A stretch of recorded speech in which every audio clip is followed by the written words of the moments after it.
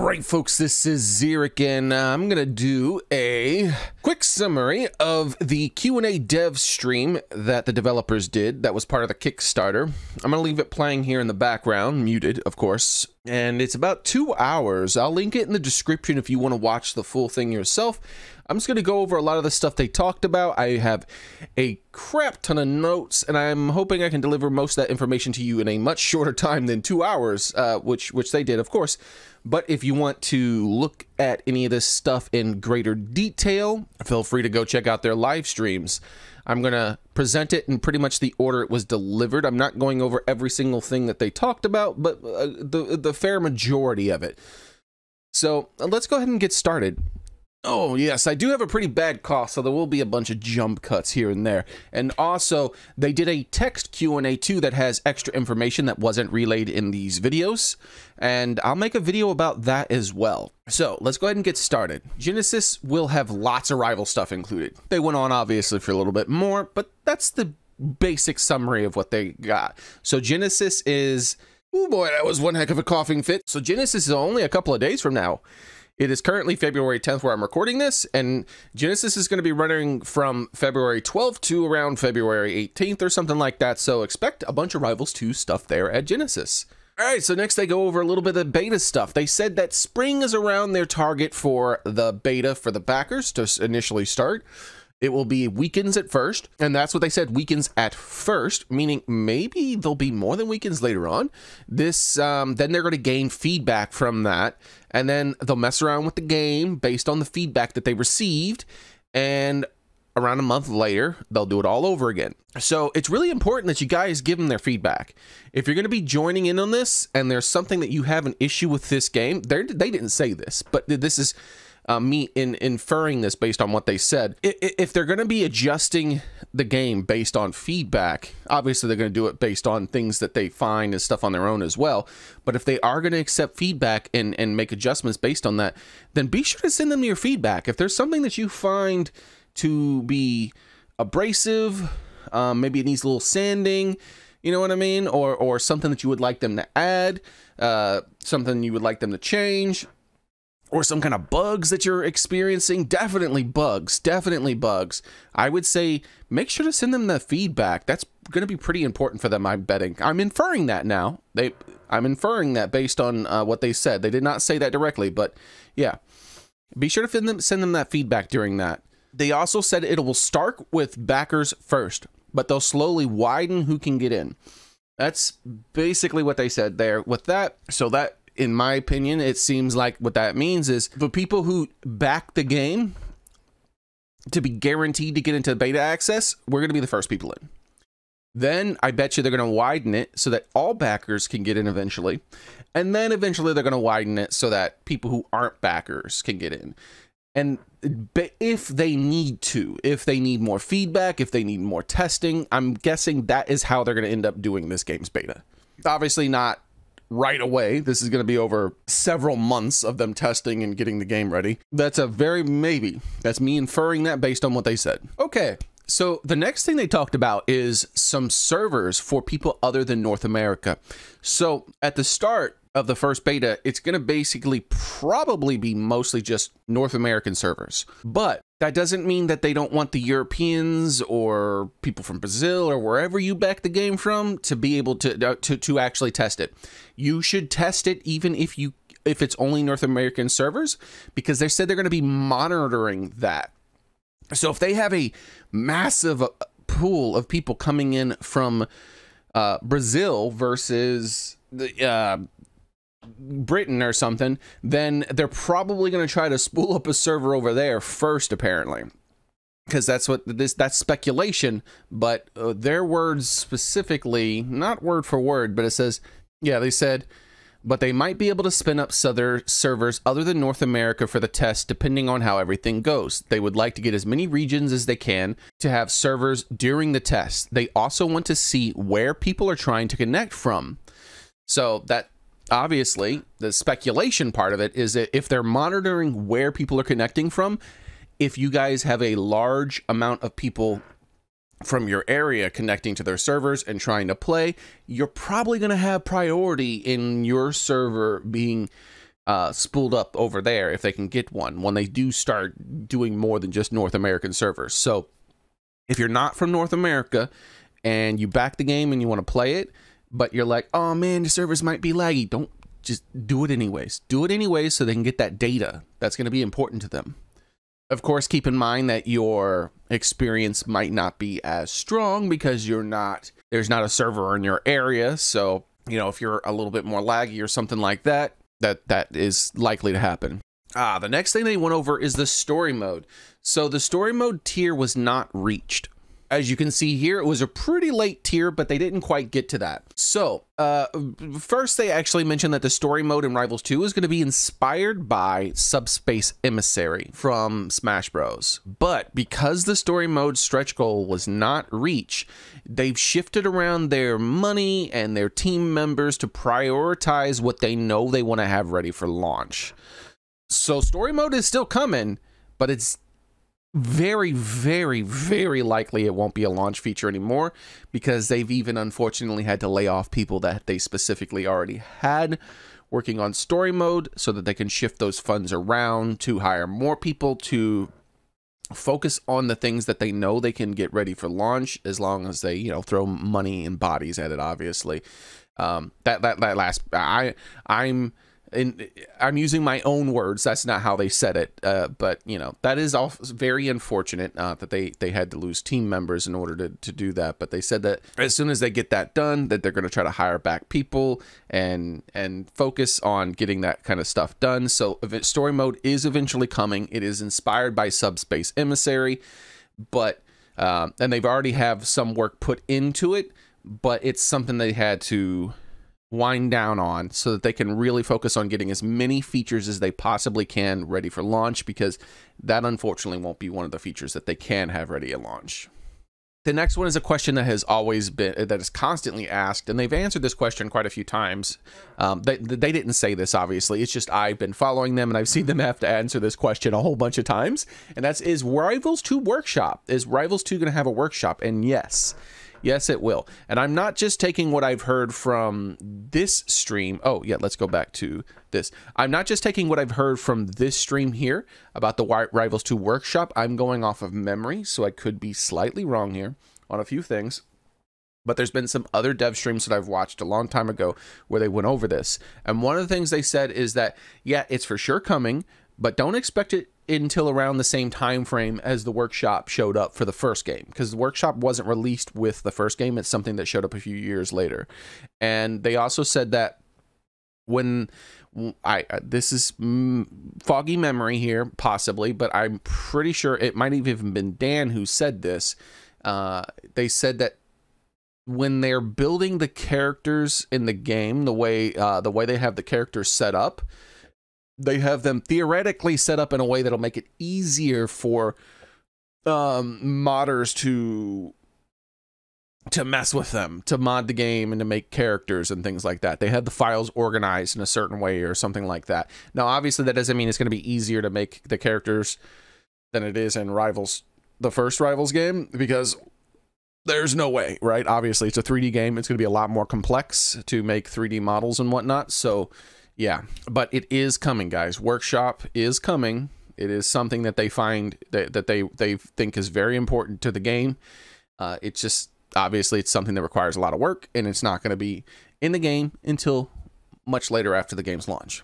Oh, yes, yes, yes. The next thing they talked about was that during Genesis, there's going to be 2 new fighter characters revealed, and that's 2 days from now. But it might not be 2 days because Genesis is happening for a few days. So whenever these Rivals 2 announcements happen, I will be making a video about it too. So yeah, look forward to that.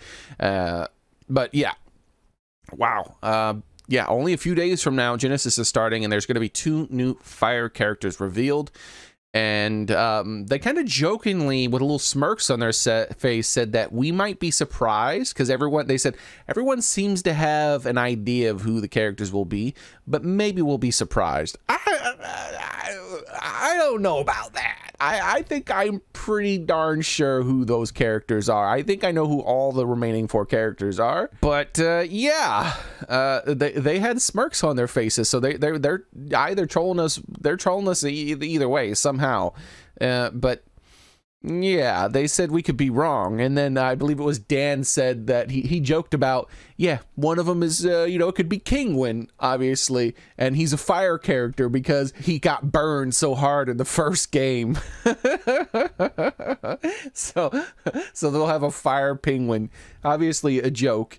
But yeah, maybe we'll be surprised, and those two fire characters that they're going to reveal won't be the ones we think. Oh, so the next thing they went over is that there really won't be a Rivals Direct this year. They keep bringing it up. They're like, guys, we don't have time. There for sure won't be a Rivals Direct this year. We're not trolling you. We're not faking it.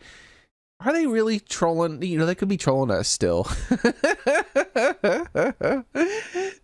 They're like, don't be surprised if there's no Direct. Oh, no. We'll see April 1st. We'll see April 1st. Oh, but yeah, they were like, for sure there won't be a Direct. They seem very serious about it. They don't have the time or the money to do this kind of thing. They want to focus on the game, so there's very unlikely to be any kind of Direct this year. Or no, they didn't say there's unlikely. They said there won't be, just outright that there won't be. And they jokingly said that that's why they made it such a ridiculously huge stretch goal, is because it's so time consuming to get that thing done, and they want to focus on the game, that they were like, we know we won't hit that stretch goal, and now we'll get to blame the fans that for no Direct. Jokingly, they said that. The next thing they talked about was crossplay and cross progression. They said that when the game does eventually come to consoles, they're going to make sure that it does have crossplay and cross progression. That is important to them. The next thing they went over is ranked may be available at release. That's something they're trying to put a lot of effort into. If you notice, that stretch goal wasn't quite met, but they really would like to be able to have rank on release.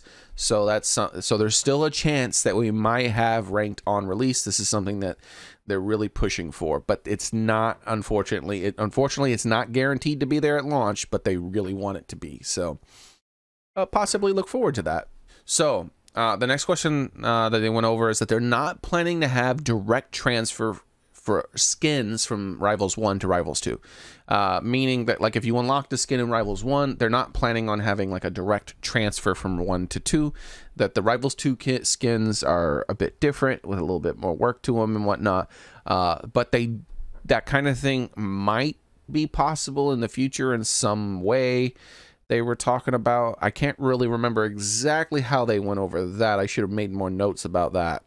But one of the things I do remember them for sure saying was that they do at some point want to add some sort of connection between the games.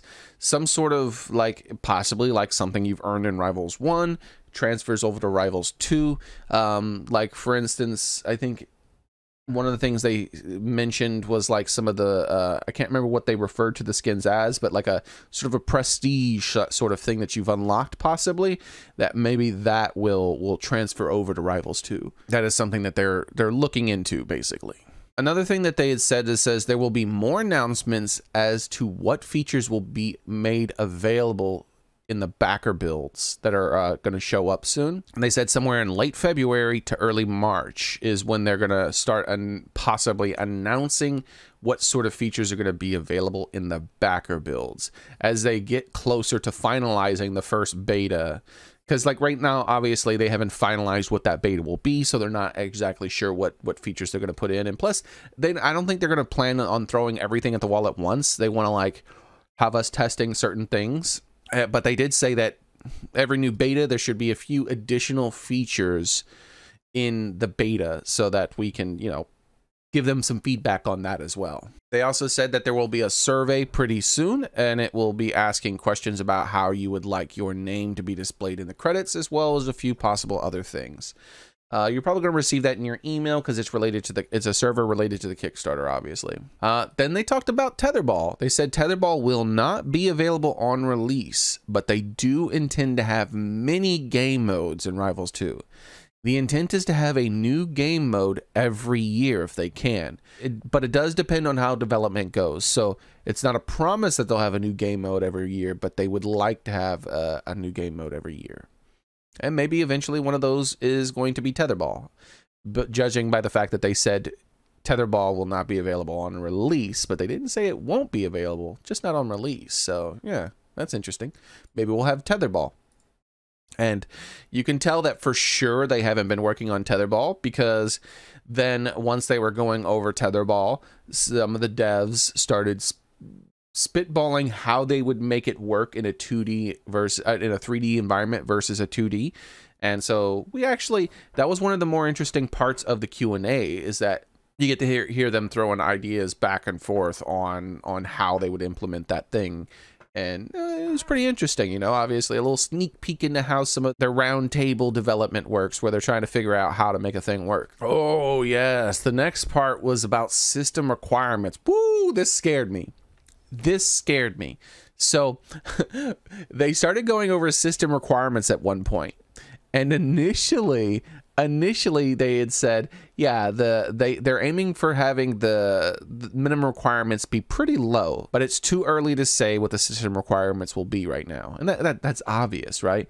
Like, a game is too early in development. It's way too early to say what the system requirements are going to be. But however, Dan did say that he considers a 3070 to be an average graphics card. Now, he corrected himself soon after that, but man, it scared me. He was like, yeah, well, you know, we're designing the game to have much lower requirements, and my computer where I play the game and it runs pretty decently, you know, I have like an average graphics card, so, you know, it seems, and then he said 370, and I was like, what, a 3070 is average now?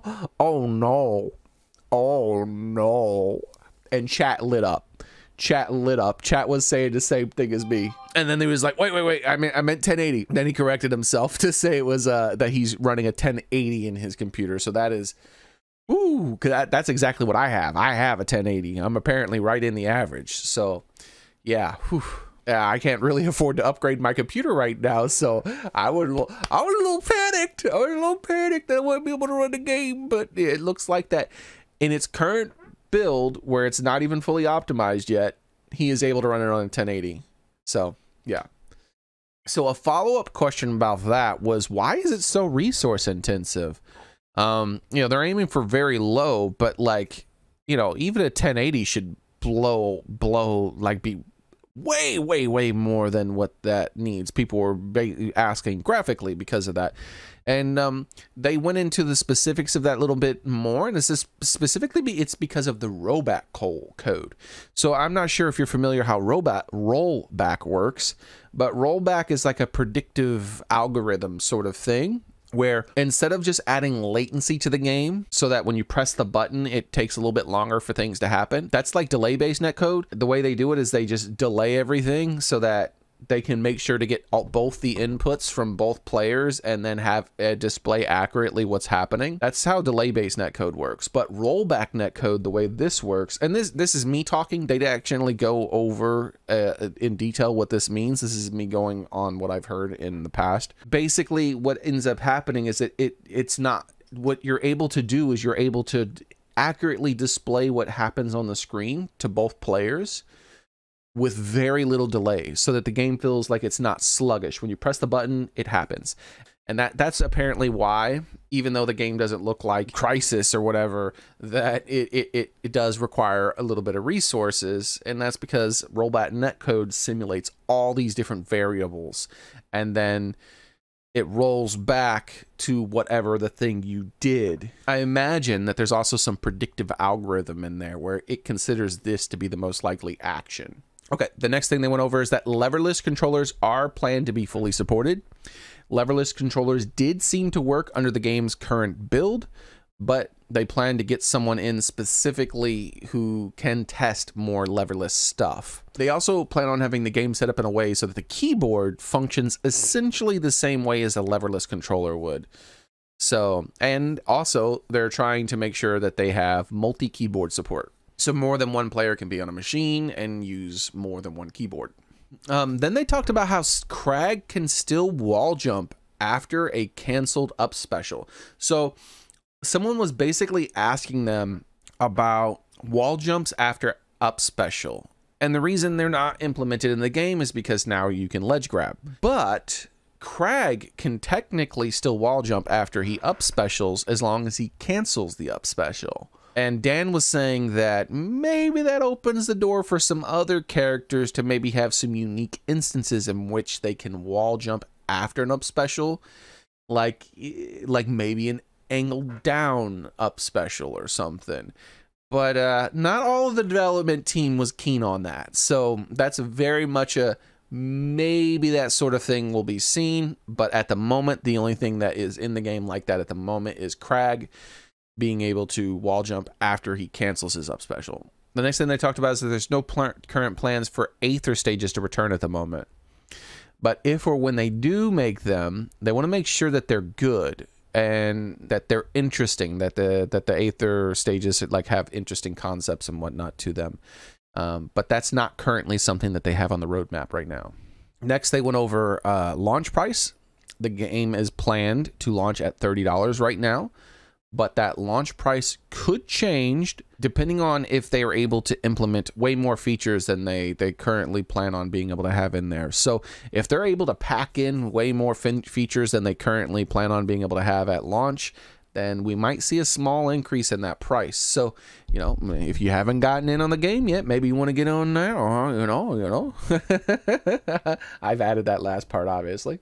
Then they went over that they do plan to add paid skins into the game.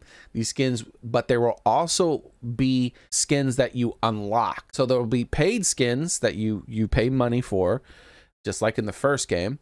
We'll see, you know, how much more or that they end up doing that in this game, because they did said that they plan on that being part of their monetary system in another Q&A, I think I remember from a while back. But they said that there will be skins that you will unlock from just in-game play alone, and not only just skins that are paid alone. The next thing they went over is a sort of a follow-up question, is that there is no plan on a battle pass right now. That's not the type of thing that they're planning on having, is a battle pass. But what they are planning on doing is having seasonal events, like say an event for Halloween or something. They don't plan on them working the same way as a battle pass would, where you have to buy progression. They don't want that. They want everybody to be able to participate in the event and be able to earn whatever the prize is. So I'm looking forward to that. That's pretty neat. I think they answered the same question yet again. Of course, this is one of the most common questions they get asked, so apparently they answered it twice. They said mods are very important to them, but right now they're focusing on core gameplay. But they are for sure going to support mods. Like someone was asking them again. Like I said, I've seen a lot of dev talk here in many different streams and whatnot, and it's a question they have to answer a lot. Understandably, it's one of the things the community really loves, and they want to make sure that they're able to do it in the second one, obviously. But to reiterate, they have constantly expressed the fact that they are extremely, that is important to them. They really do want to make sure, they are going to make sure that the game will have mod support, that you'll be able to have your own characters that are created and all that stuff, but it is not something that will be there at launch, which is interesting to me, because that I feel like that's really cool of them to allow mods so that we can add our own skins and stuff like that, because they are going to be selling skins as part of the monetary parts of this game to support the servers and stuff like that, because this is server-based netcode that they're going to have, not just peer-to-peer. So in order to keep paying for the servers and things like that, paid skins are one of the things that they're going to end up doing. So it's really cool that we will still be able to eventually add our own skins that are free and look cool. Normally, a lot of games that have paid skins frown heavily upon the player base being able to make their own skins, obviously, because there's a lot of talented people out there who can make some pretty amazing skins. And most game studios don't like to compete with that. They didn't say any of this, obviously. This is just me thinking it's really cool of them to still, instead of combating that kind of thing and having code that says, no, you can't ever have mods for our game, that they're actually going to push to be able to support that. So that's really cool. Oh, okay. The next part they went over is content creator tools. So they plan on having content creators of tools available around the launch of the game, and they actually already have some content creator tools in the dev builds right now, and they have those in there to help them make the trailers, to like zoom in and do all these cool things, right? So there will be some content creator tools for those people who want to make cool videos or just do memes or something like that. You know, this is me obviously talking now, or I'm saying what you'll be able to do with them. Obviously, you can do a lot of stuff. So maybe you're just gonna make a cool highlight video of your sick combo or something. I don't know. But yeah, you'll be able to. They are gonna focus on making sure they have some pretty cool content creator tools eventually. And they plan on having some at launch because they already have their own. And they want to make those available to the players. Then they talked about the esports stuff again. They basically said that they plan to still support, and this is good news for people who are lovers of the Rivals 1 game. They plan to still support the esports Rivals 1 scene. There's going to be priority in them from funding wise, to where I can't remember the exact order they went over this, but if this is very important to you, then this is one of the things that you can see near the end of, I believe, the second dev stream. I mean, the second half of the 2-hour-ish dev stream, and that was that they have a priority. Like Rivals 2 singles is like highest priority for them, and then like after that there was something else, and then after that I think it was Rivals 1 singles, and then Rivals 2 teams or something like that, right? Like he went over an order in which, you know, he believes that they would prioritize support. You know, obviously by support I believe they mean monetary support. So that's pretty cool that they will still be supporting Rivals 1. So if you're a big fan of Rivals 1 and you love competing in Rivals 1, you're still going to have access to that. So pretty cool. Next, they went over this. This is a question they receive sometimes. I've seen in some other Q&As as well. The reason the game is called Rivals 2 is because Aether is their brand now. They've kind of transitioned Aether to be their brand. And, you know, Dungeons of Aether and Lovers of Aether, right? Like Aether is their brand for their universe. Rivals is the platformer fighting game part of their universe. So that's why they ended up calling it Rivals 2. Part of it also is it helps with length of the name, but technically the current working title is like pretty long because the game is called Rivals 2, but then it has a little subtitle, Champions of Aether.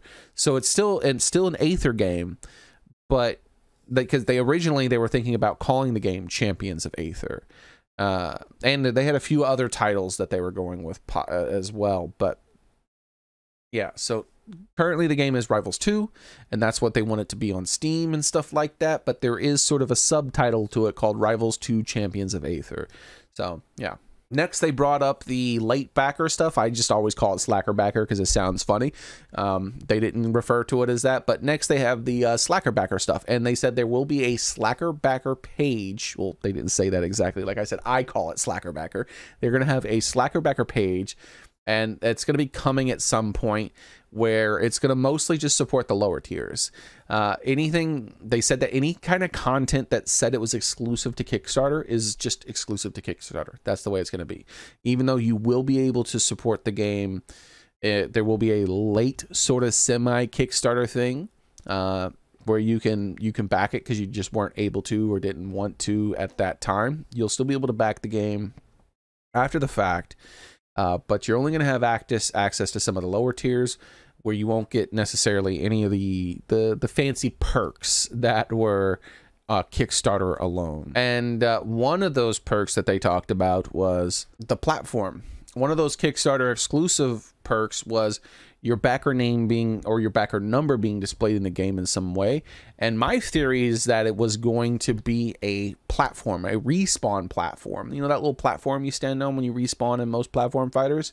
That was what my theory was. And that theory was based on the image for that. It looked like a tiny little respawn platform for me. And that is indeed one of their main working ideas when it comes to how that will be displayed. So if you backed it to the tier where you will have your backer number displayed in the game, that is most likely at the moment going to happen for your Respawn platform. All right, so that took me 42 minutes to record because of all the cutting and reading and things like that I had to do, and the cutting for the coughing and all that, but I did finally get through that. I'm hoping the video is going to be a lot shorter than 42 minutes. I believe it's going to be a lot shorter than 42 minutes, but wow, yeah, that took a while. They went over a lot, but you know, I'm hoping I was able to summarize this in a way that was much easier for someone to consume if they don't have a lot of time to watch these streams themselves. Obviously,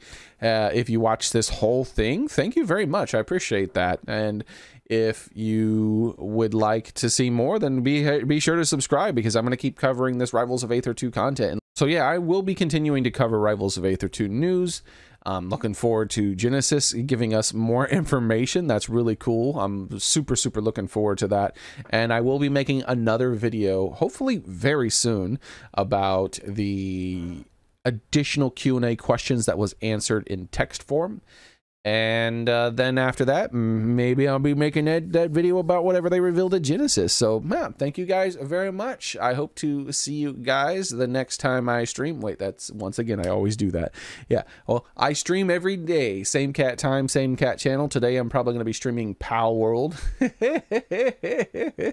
with my subscribers. So, yeah, if you want to join me for that, then we'll be there. But if you're just here for the Rivals 2 news, I'll be doing that too. Hope to see you guys there. Bye, everybody.